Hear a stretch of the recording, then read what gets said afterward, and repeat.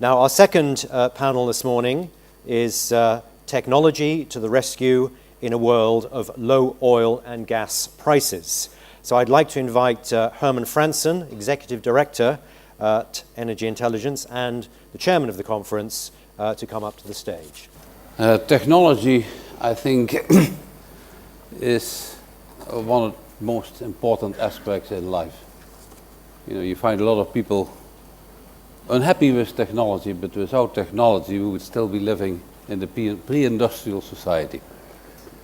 For our industry, technology has had its negative aspects in the sense that we see an enormous progress made in the area of shifting to other forms of energy. It has also the pollution impact. But on the positive side, technology has made great strides in the past years. And we look back when we first started this conference 37 years ago, and now the progress in technology has just been fantastic. Now we are in a low price environment. When you're in a low price environment, we're asking from technology to find ways to cut the cost of production and cut the cost of development. And if there's one person that probably is among the most prominent in the industry, or really is one of the great thinkers in the area of technology for the EMP sector of our industry, that's Gould, who also has experience in both areas. And his most recent experience as chairman of BG, a large big upstream company that he helped merge with Shell. And then most of his experiences with Schlumberger, where he has spent many, many years and ended up as chairman of one of the great technology companies in the world. So today, Andrew will talk about technology to the rescue in a world of low oil and gas prices. Andrew. Good morning, ladies and gentlemen. I'd like to thank Oil and Money and Herman Franssen for inviting me to talk to you this morning. And as Herman pointed out, the subject set by him is, can technology come to the rescue and find ways to cut costs and enable the industry to develop high-cost sources of oil in a low oil price environment. And he asked me to comment on whether or not a new mindset is required from the E&P and service sectors in learning from other industries. So let me begin with my answer. I don't think a rescue is going to be necessary in the short term. I think low-cost supplies will be more than adequate to provide any necessary increase for some years. And yes, technology and process will eventually make higher cost oil competitive, but the time frame will be long. I'll try to demonstrate this by looking at technology in the context of US shale and tight oil and deep water. Technology has always had to follow the changing sources of oil and gas, and successive booms and busts have constantly shifted the focus of technology development. Often some of the best innovations are developed during downturns, but the time to market is long. The question is, what technology is going to be necessary in the next upcycle, and how will it evolve? At the present time, and probably for several years, technology will continue to lower the cost of developing existing sources of supply, and the massive reduction in exploration budgets are testaments to this. The current down cycle has exposed radical differences in the cost of different sources. If we assume that in the recovery, the initial upswing in production will come from the lowest cost resource, what does this mean? Looking at this graph from Energy Aspects, charting the different sources, $50 to $60 will be sufficient for each of the low-cost categories to prosper, even in a world where service and equipment costs will have to rise from their current depressed levels. If we accept, as this graph shows, that low-cost Middle East, Russia, and lower-cost US shale resources will be the first to recover, what does this mean from a technology standpoint? The Middle East will be about drilling and recovery factors in carbonate reservoirs. These matters are already the subject of considerable research and development. Continued improvement in recovery factors will undoubtedly happen, and a steady increase in drilling will be needed to maintain production. Russia is about new developments and recovery in existing fields. Sanctions may slow production increases, but are unlikely to stop them. They will delay the more remote Arctic offshore and some of the more complex reservoirs in eastern Siberia. Russia currently shows little interest in its vast shale resource, but could probably bring them into production with much of the technology it already has. The current ruble devaluation has had a major effect in lowering costs overall. The USA will be about the productivity and cost of new wells in untried or unproven plays and finding solutions to increasing the recovery factor. The US land activity is a classic example of reducing the cost of applying technology through process and efficiency improvements. The only innovation in the remarkable improvement of well costs has been multi-stage fracturing, which revolutionized the efficiency of the completion process. My former colleague at Schlumberger, Robert Kleinberg, produced this table of how and at what stage the gains in efficiency were made. This clearly shows that the development cycle brings continuous opportunities for decreasing costs, but the cost reduction is essentially a process and innovations to improve it. There have been many claims over the last year that improved well performance has been due to technology. Bob Kleinberg and I and many others would dispute this. There is no doubt that the downturn has driven continued efficiency improvements and that technical innovations have occurred, but these are not strictly new technologies. Sweep spotting and completing drilled but uncompleted wells, for example, have limited shelf life. As each new shale play is opened, some of these improvements will be directly transferable, pad drilling, for example, but the nature of shale is such that much of the learning process will have to be repeated in each basin. This is not to detract from the achievement. This graph shows an indexed improvement in well costs that is quite remarkable. However, I've not touched on the true technological challenge of shale, which is the rapid decline rate and the need to keep drilling just to maintain production. The current debate around how many rigs will be needed to stem the decline and increase production captures the effect of all the efficiency gains that have been made. There's now people debating whether somewhere between 800 and 1,200 rigs is the new normal for what was 2,000 rigs before. The technology needed is how to increase the recovery factor, which is currently probably only between 5 to 10% of the oil in place. Experiments are underway to repressurize shale reservoirs using gas. The results are not yet public, but will be important markers in the future of shale plays. Let me now turn to the higher cost sources of oil. I'm going to focus my remarks on deep water and ultra deep water, as these are probably the areas where very large technology changes could be made, but it will take a long time to engineer them to the point where they can make a material and sustainable differences to cost that will bring them into competition with low-cost land activity. When supply and demand balances started to tighten in the early 2000s, the industry faced its first supply challenge in 25 years. The result was an explosion in exploration and production capex. A period of frantic growth ensued, and it had major effects on the industry's structure. The first of these was the resurgence of resource nationalism, which was rife in the 2000s. Russia changed its investment rules to capture a greater share of the rent. Venezuela closed again. The Middle East did not open significantly. Mexico did not open at all. And Iran and Sudan remained largely off limits through sanctions. And after a spate of extraordinary deep water discoveries, Brazil started to close again, not to investment, but to the notion of foreign operators in the pre-salt domain. Consequently, in the mid-2000s, perhaps 75% of the world's known conventional oil resources were closed to international private capital. As goes the cycle in oil and gas, and as Bob mentioned, many of these regimes are now being relaxed again.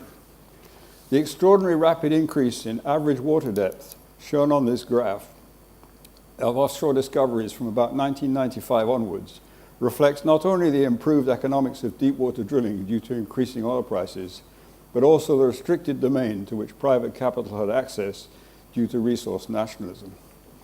The 1980s and 1990s saw major advances in marine seismic technology, improved acquisition techniques through very large streamer arrays, new sensors, improved networks, all contributed to the huge increases in the raw data available. However, it was improvements in the availability of compute power, again, as Bob mentioned, that really created the value of 3D seismic. The possibilities it raised were multiple, and it gave explorers increased confidence in choosing projects. However, if exploration technology progressed, the advances did nothing to reduce the cost of drilling exploration wells, particularly which frequently cost more than $100 million each. They also did nothing to reduce the cost of development, which simply by the complexity of access and the remoteness of discoveries from both surface and infrastructure was difficult to plan and execute. Time from discovery to production probably averages in excess of 10 years. Huge progress is made in the learning phase. Pre-salt development wells in Brazil are less than 20% of the cost of the original exploration well. We've stopped talking about them, but we should remember that massive cost overruns that many projects incurred hidden behind $100 oil. So how can we reduce the cost of deep water development, and what technology will be important to facilitate this? Most technology investments recently have been in the domain of safety following the Deepwater Horizon accident.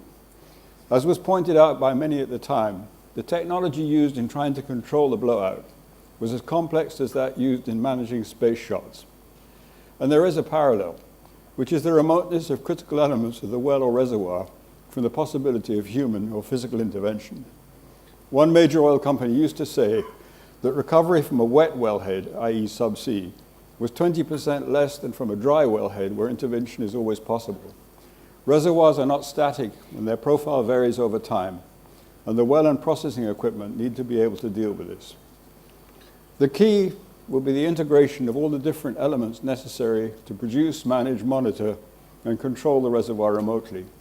More instrumentation to understand performance and anticipate issues, the ability to effect changes in the subsea and subsurface equipment remotely, robotics, equipment redundancy and reliability will be essential, and a reliable and very large source of power will be needed. Like everything in our world today, the capacity to analyze concurrency, massive quantitative data from multiple sources will be key. It's worth mentioning that the ability to achieve these objectives could remove the need for much of the costly platform or floating production equipment, as it would be possible to process and transfer hydrocarbons over long distances subsea, or simply transfer them to a tanker on the surface. How we engineer developments in such a way as to ensure that the key elements all interface and the different players, both operator and equipment suppliers, work together to a common integrated development plan is going to be extremely challenging. I would argue that this requires a business model which is much closer to what other industries have achieved. When I chose this example some years ago, I was blissfully unaware that the project would have some issues as it came to a close.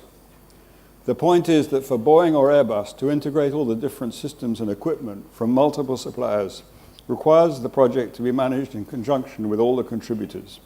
As the delay to build a new aircraft is not dissimilar from that needed to develop a deep water reservoir, the early inclusion of suppliers to understand their technical advances is essential. Suppliers are often responsible for whole groups of subsystems that are integrated into the final aircraft assembly. This is a very different business model from the oil and gas industry, where procurement is often privileged over supplier capacity to perform tasks which contribute to the project as a whole. Suppliers also have a responsibility to lead in what they can do to integrate their products into a project. Recent moves by FMC and Technip, as well as Schlumberger's acquisition of Cameron and the Aker BP venture that Bob mentioned this morning, show that suppliers understand the need. The E&P companies will need to follow.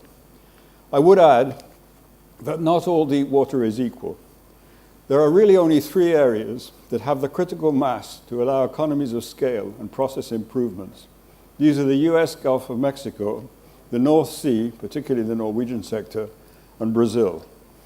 These areas have the engineering and supplier support in proximity and can mobilize resources in a way that is impossible with a project in a remote area. It also helps to have a very large reservoir. The sort of changes I've outlined, which imply both technology development as well as integration on a different scale between suppliers and E&P companies, will take a long time to achieve. They will not come to the rescue should we have a sudden supply crisis. That will depend on price. However, in the meantime, good deep water reservoirs in areas with critical mass will be developed. And it's encouraging to see that operators are already reacting to the need to reduce development costs Engineering parameters are taking this into account, and let me show you two examples courtesy of Goldman Sachs. The project cost is planned to be reduced here from the original estimate of around 16 billion to something just over 6 billion. Cost inflation and a depreciating Norwegian krone make a contribution, but what strikes me is the word simplification. The project's been rethought with cost in mind, and where the ultimate daily production will lower by 40,000 barrels a day, the cost of the whole exercise is much more realistic. The second example is BP's Mad Dog 2 in the Gulf of Mexico. Again, the striking thing here is not just the industry cost deflation, but also the scope changes which imply a smaller project at a vastly reduced cost. These two examples show that deep water is not dead, but that certain criteria, reservoir size, infrastructure, and support, are a big advantage.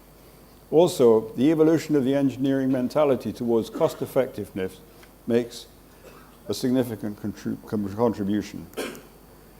Let me end with some general remarks about how downturns affect technology development.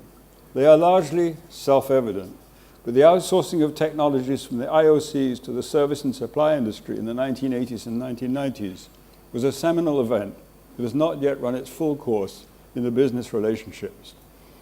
I wanted to point out the last two bullets, that industry-changing innovations develop over 10 to 20 years, and technology true believers carry on through thick and thin.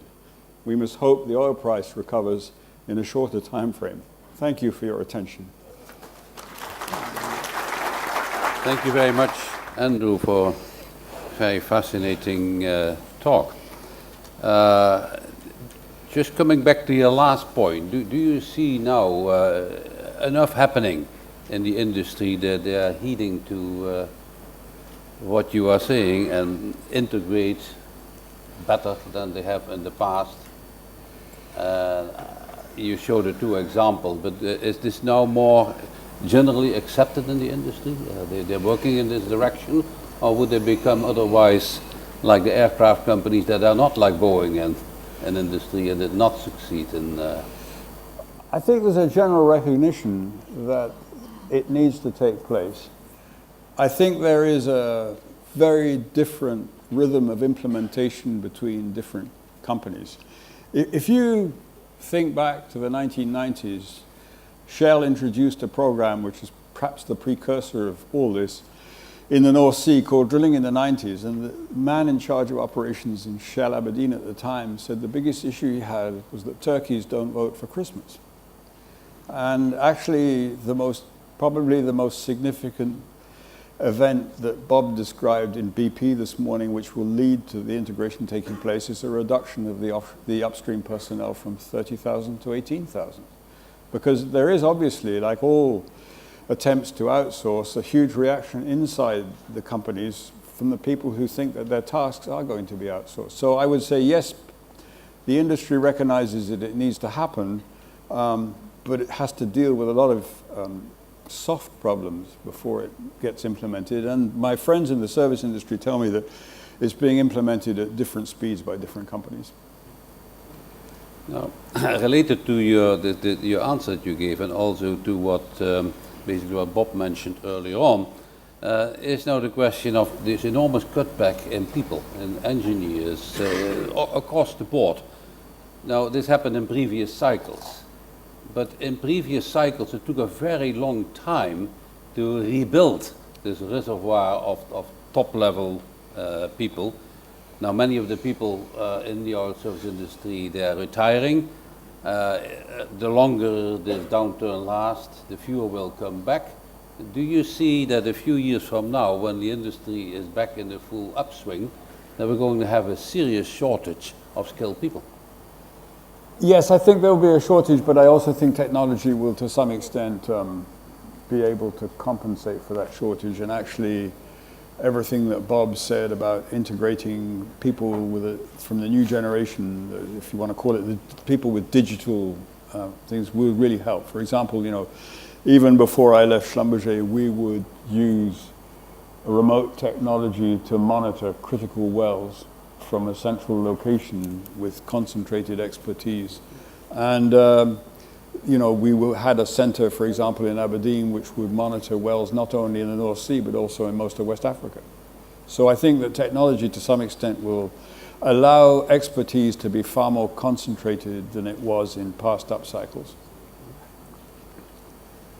In the area of tight oil, which always fascinates us, particularly in the United States, as you have indicated, the recovery factor at the moment is still very low, about 5% to 10%. But we have seen, you go back 25 years ago in our industry, it was quite normal to think of recovery factors across the board of 25 to 30%. Now we have oil field being recovered as much as 75, 80%.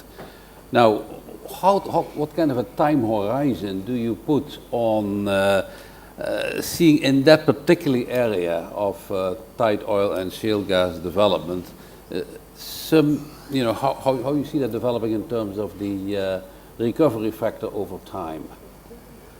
I feel very nervous commenting on this because there's a couple of people in the room who know an awful lot more about it than I do. But it seems to me that the heterogeneity in a lot of the shale oil reservoirs is such that to obtain the sort of recovery factor you get in a nice clean sandstone is going to be extremely difficult. But can it be improved from the 5 to 10% today? Very probably yes. But I wouldn't like to speculate how long and how far it can go. Well, we can say that technology has always outperformed what people were expecting. So yeah, hopefully that will continue. One more question, then we'll open it up to the floor. Technology development used to be in the domain largely, first of all, by the international oil companies, then oil companies and oil services companies, now more and more by the oil services companies as well. It used to be a Western domain. But now we see, like Schlumberger, you have had very large R&D offices in the United States, you have them in Europe, you have them in Russia, you have them in China, you have them in Saudi. Saudi alone has at least half a dozen very large research and development offices all over the world. Is this becoming a global effort? And I think you told me once that you were quite impressed what's happening in China in terms of R&D in the oil sector. How do you see this developing on a global basis? Well, I do think that one of the big differences between the last rise in the oil price and the years of prosperity and the 1970s was the extent to which, particularly the Middle East, has invested in education. And the investment in education has also led to a much greater concentration on research and development. And I think, if I might talk for a second about China and then go back to the global question, I've always been surprised that the Chinese have not done more because, if they can do space shots, manned space shots, there's really not quite capable of doing oil field technology if they want to. The issue has been that they've never consolidated all the different research bureaus. And that was an issue in Russia too. So they don't get the concentrated effort that they should. And one of the advantages of the international service industry, be it Schlumberger or Halliburton, is that they see activity all over the world. If you only work in one geography, you only see that activity and the type of technology that's needed in that activity. And so, the spread of R&D by the international service industry, building centers in Russia and building centers in Saudi Arabia, is partly, it was always done with a particular expertise in mind. It was not done just to have an R&D center. It was done to concentrate on what was considered to be the local problem. Now, I once said to Christophe de Margerie that I was afraid that the West was going to lose control of oil and gas to Asia and the Middle East.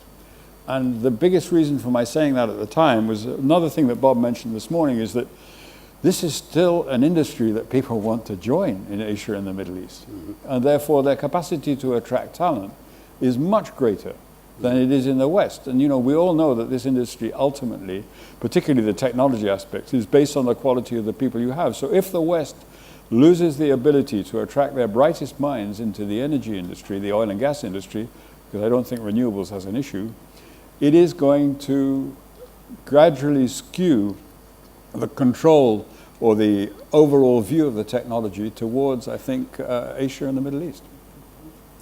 Thank you. Any questions from the floor? David Mubarak, Schlumberger, and Leader for Tomorrow Award winner. My question is, the oil and gas industry is notoriously slow in adopting technology, and with the downturn, there's likely to be a suppression in the amount of entrepreneurship, if you like, in the oil and gas industry. So what kind of mechanisms do you think can be put in place to bridge this? So firstly, I think you have to rely very much on what I said at the end, is that true believers never stop. So that there will be some companies that continue to innovate.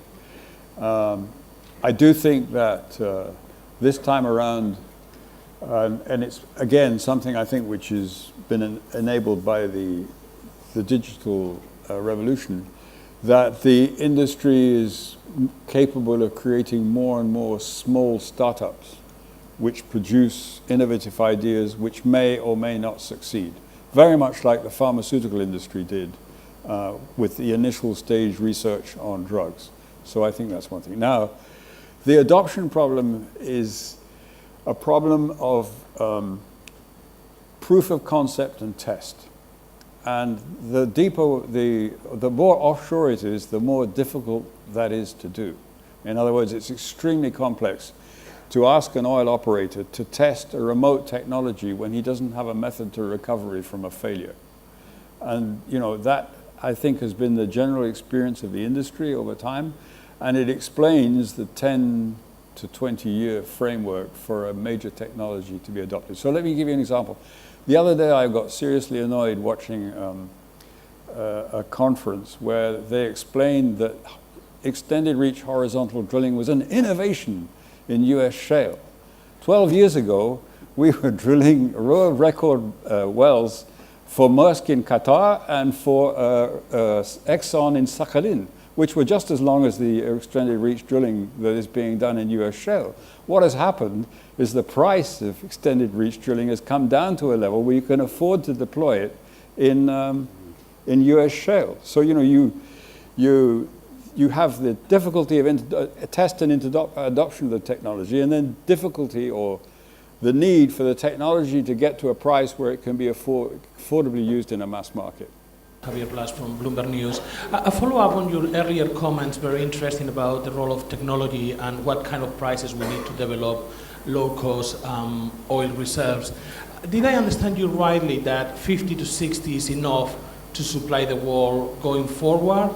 Or do you think that we will need to call on high-cost oil and hence we will need to have higher prices to make that price signal for those high-cost resources to come into the market? Thank you. Now, my argument is that there is a $50, $60 oil price, absent a supply accident, is sufficient to develop the low-cost resources to provide increases which will be necessary over the next 3 to 4 years.